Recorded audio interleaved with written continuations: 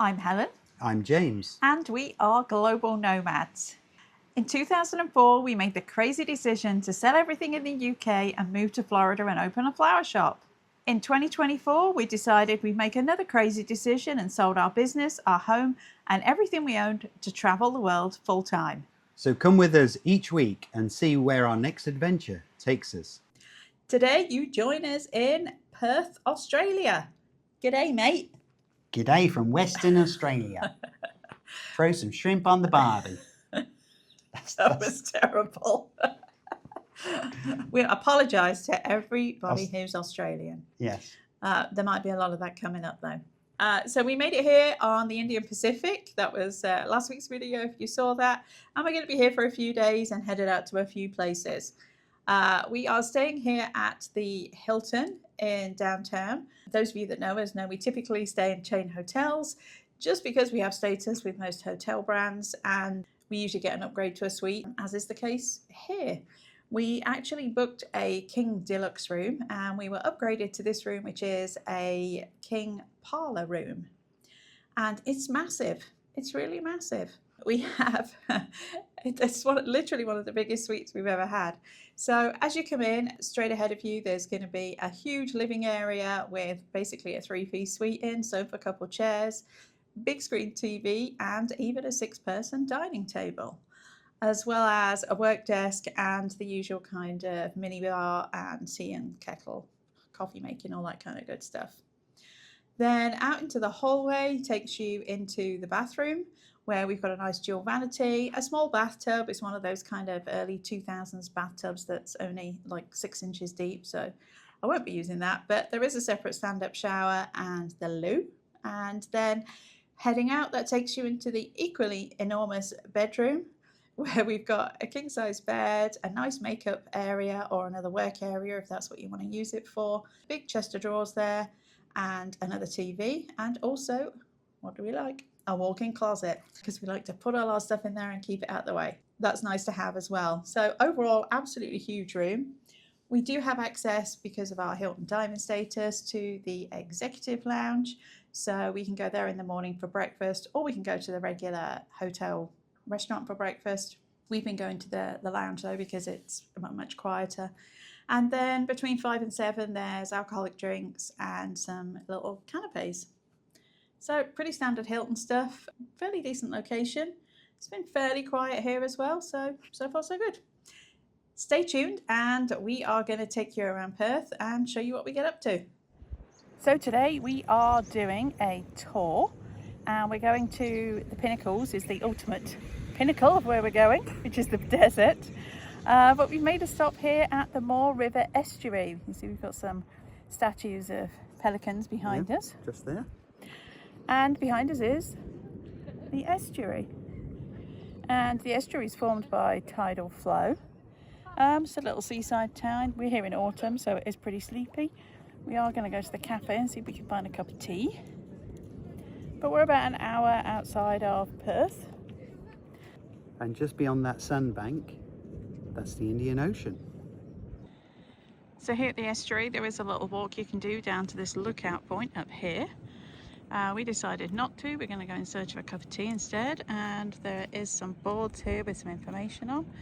Other than that, it seems like it's pretty quiet. Everybody said it gets really busy in the summer, but as you can see, very quiet now. We're here in end of March.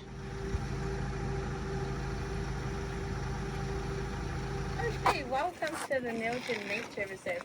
Again, on species diversity, this place, more than 650 species of plants have been identified in the reserve.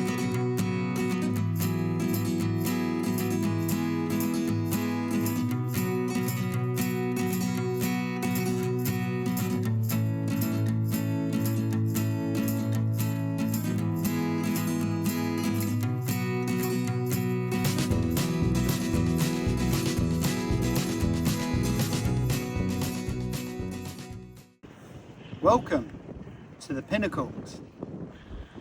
So here's what we came here for. This is the Pinnacles, and this is 2 hours outside of Perth, but as you can see, it's Basically, it's sand dunes, and then through the sand dunes have come these limestone rock formations. Very little is known about them, other than they're about 6,000 years old, and that's about it. Yeah, she said that was pretty much all they know about it. They don't really know why they formed, but it's very cool. There's literally rocks as far as you can see. There's a big desert area here. There is a road you can walk around as well. You can drive around, sorry. You can walk around it as well. It's 5k. But you Do it in a car, don't do it on the road. But good for accessibility if you can't walk around. We're here at sunset. Not that many people there. Apparently there is a viewing platform way back over there that you'll be able to see the ocean. But yeah, we're not walking all the way over there. We're going to make do with our sunset here. It's pretty cool. And there's hardly anybody here, which is really great. So the plan is that we're going to stay down here. We're going to take photos and videos of sunset, and then we're going to go back. We're going to have something to eat, and then we're going to come back out, and then we're going to look at it again in the stargazing session. Good morning from the hop on hop off bus. You missed us last night get back after Too dark. the Pinnacles, but yeah, we slept on the way back. So we left the Pinnacles about 8 p.m. and got back about 10 o'clock. After we'd watched the sunset, which was really pretty, we were able to go back. We had like a buffet dinner, like all cold buffet, cold cuts. It was quite nice actually, wasn't it? Yeah, there was plenty of options. Vegetarian, non-vegetarian. Drinks, orange juice, champagne. Well, sparkling. Champagne, yes. Some sparkling wine. But yeah, still very nice. The one thing they didn't have was water. So if you do go on this tour, make sure you've got water. Which I do think we both said was a bit odd. Yeah, you provide orange juice and alcohol, but not water. But not water. And they state, we do not provide water. Okay. But we've taken our own anyway. But Yeah. just a heads up if you're doing that. We did get to do a bit of stargazing as well. They had this massive, looks like the blooming Hubble telescope. It's massive. We were able to do a bit of stargazing, but it was a really almost full moon, so it was really bright. Yeah, it just washed everything out. You could see a few of the planets. We saw Saturn and some of its moons, and we looked at the moon itself. But yeah, to take photos on it was just too bright. So today we're going full on tourist, and we just wanted to see something quickly. Tomorrow we're going to Rottnest Island, so today was like our last day. I had to do blood work, so we just went to the medical centre and did that. Now we're going to spend a couple hours on the bus and just try and see a bit of an overview really about Perth and what there is to see. We'll take you with us on the hop on hop off bus. It's 2 hours I think to do the loop. I'm not really sure how much there is or how good it'll be, but we'll see. If you are travelling and need to do blood work, which some of you will need to, I know, I had a complete blood count done. So that's like liver function, kidney function, A1C, all that stuff. And I got 2 of my autoimmune tests done for inflammation, which are more specialised tests. And in total, it was 51 Australian dollars. Super easy to do. We just went to, I think it's called Northbridge. Yeah, you book Medical it on Centre. iMedical, and then they send you an order form. You don't need a doctor, and then you take that to one of the collection centres, and the collection centre for us is not very far from the hotel. There's lots of them all over Australia. You take your paperwork in, you don't pay them any extra money, that's it, and we haven't received the results yet. No, well, I only did it Literally. 2 hours ago. And so super easy, super efficient. We waited about 5 minutes before they did the draw. So there you go, if you need to do blood work. Anyway, on with the hop on, hop off. So we did the hop on, hop off bus yesterday. It was 55 Australian dollars or 40 US dollars per person. It lasted about just under 2 hours. There was 15 stops. We got off at stop 14 just to have a look around. It was a good way of seeing the city. The city's a lot more compact than Sydney or Melbourne. I wish we'd have more time at the Botanic Garden, which is not normally somewhere I'd choose to go. But we did do kind of a drive-through there, and it looked really pretty. There was like some monuments, there were some really nice views over the city, and some art sculptures and things. It looked really, really nice actually, but we just didn't have time to get up and walk around. But the bus does go there and do a bit of a drive around. And the view over the harbour looks pretty impressive, doesn't it? Yeah. The Botanic Garden would definitely, I think, be worth a visit for the views, if nothing else. Everything else, you went past the Mint and a few other places of interest. Like James said, it's a really compact city. It's not like there's a ton to see. Perth's the biggest city in Western Australia, but Western Australia makes up a third of Australia.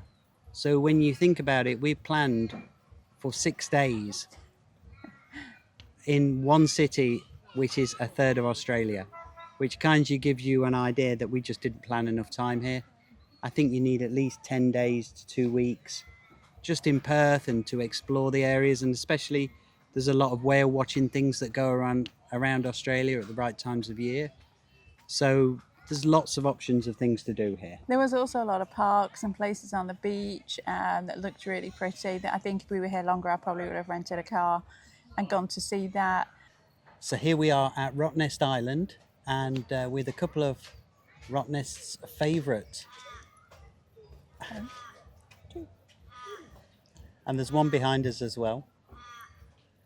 So Rottnest Island is famous for these things, which are quokkas, which is similar to wallabies and kangaroos. They're all on the marsupial, in the marsupial family, and they've got these big legs, big hind legs, and these big long tails, and they used to be mistaken for rats, which is why it's called Rottnest Island, because that translates from Dutch from Rat's Nest Island. And the first settlers here were Dutch, and they saw what they thought was a two-headed rat. But what they actually think they saw was a quokka, but with a joey in its pouch, because these guys look just like little miniature kangaroos. Basically, they're only about yay big. They're quite small. And they're not afraid of people. There should be no feeding and there should be no touching. You can take selfies and they encourage that, but there's a lot of feeding, and the quokkas, it's not good for them, and everybody's feeding them, and the quokkas are just used to it now and just go to where the food is. So, And we've seen people petting them as well. Like, don't be that person and chasing them. And so this is kind of a strange concept for us, but we'll start at the beginning. We came over on the Rottnest Express, which is a high-speed ferry. It took an hour to get through the Swan River and then 30 minutes to go from Fremantle over to Rottnest. so we boarded in Perth. You can come over from Fremantle as well, which is at the end of the Swan River, but we joined in Perth. And as James said, took us an hour to get to Fremantle and then another half hour across the Indian Ocean. Then when you get here, we booked a tour with Rottnest Express, which was a bus tour. And the bus tour was a 90-minute bus tour, and it was a bit confusing whether there were stops and whether there wasn't stops. Ultimately, there was one stop at the far west end. You drove out, stopped for 20 minutes, which really wasn't enough time, ran out, got a couple of photos, got back on the bus, and it came back. The views were pretty spectacular all the way around the island. We just didn't stop anywhere. You can go on a bike here, you can go on a golf cart, you can do You it. can only get a golf cart if you are mobility impaired, and you have to pre-book it. Otherwise, your only options to get around are a bike or your legs, basically. And it's 22 kilometres to walk around the island, so we weren't walking that far. And it takes you about 3 to 5 hours to bike it. So that gives you an idea of how long it would take us to go over. The ferry got us here from 11 o'clock. And It was late. Yeah, and it was late, and the ferry goes back at about 4:15. So that doesn't really leave you a lot of time. The coach really wasn't worth it. Don't waste your money. I think the hard thing for me is that this place is supposed to be a nature preserve, an actual government preserved area with restrictions. And it feels like you're at Disney World. And there's concrete, there's a subway, there's shops everywhere, there's restaurants everywhere, A million people everywhere. and there's no rangers to just Control. Like, you can see these guys have gone to sleep now because we're leaving them alone.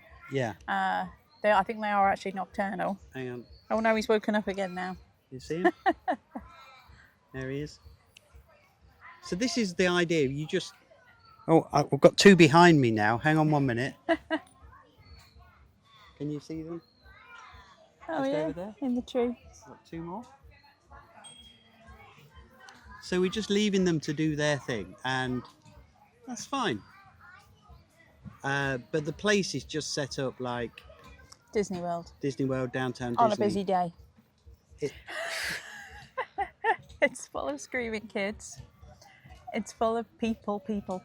It's jam-packed.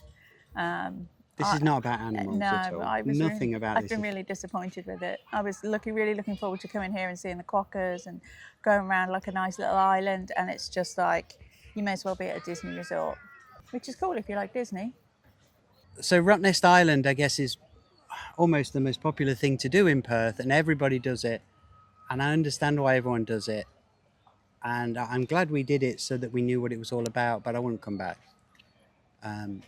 It's just not what I was expecting. These guys are very cute, but yeah, there's too many people. It's too theme parky. Yeah, it's too commercialized. Yeah. These guys just need a bit of time just to be left alone, and then people can come and see them, and there needs to be people stopping them from doing stupid stuff. We just had to stop videoing because a group of kids came over and crawled under the tree and started trying to feed them and pet them. Yeah, this is the exact same place I saw last time. They definitely live here. I see a baby one. Where? Yeah, this is definitely a family because they were here last time. So, to give you an idea, it's not the first time. And it just makes me sad that they're not being protected. But there you go. We came, we saw, it's a really pretty island. It's a shame it's so commercialised and Disney-fied, theme parky-fied, because it could be really pretty.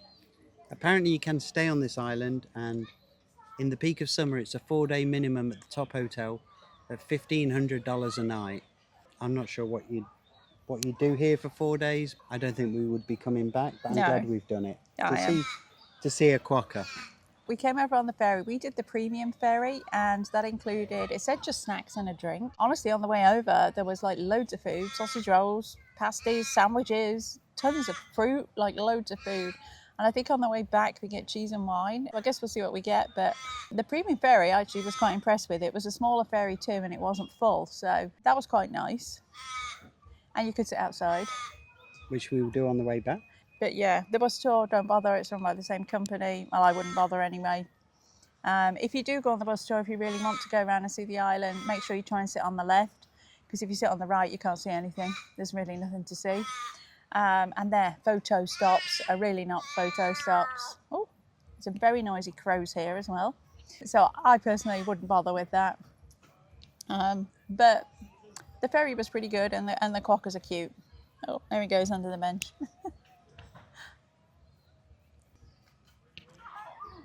Perth is actually, fun fact, closer to Singapore than it is to the capital city of Canberra. That's how remote it is. They say it's the most remote city, capital city in Australia. To us, well, to me, certainly, it's felt much more friendly. There's a lot less people here. Everywhere, I will say, it's very noticeably that the city is super, super clean. Everywhere is really clean and really nicely kept. Lots of things to do, lots of things to see. Like you said, I think we miscalculated on how much time we spent here. Yeah. More noisy crows. They're crows making that noise. They're the noisiest crows I've ever seen. But there's lots of things to see. Perth is probably my favourite city so far. I would agree. But Rottnest, been there, done that. Didn't want a t-shirt. We just saw a baby, the baby Joey. It was so cute. It's so cute. So that's going to wrap up our time here in Perth. We are headed to the airport on Friday, which is tomorrow, to head to Alice Springs. And then we're going to be going down to Uluru to see Ayers Rock. So very excited about that. So we will see you on the next one. So please like, subscribe, hit that notification bell. And even if you're trying to get a selfie with a quokka, you're here for a good time, not for a long time. We'll see you in the next one. Bye for now.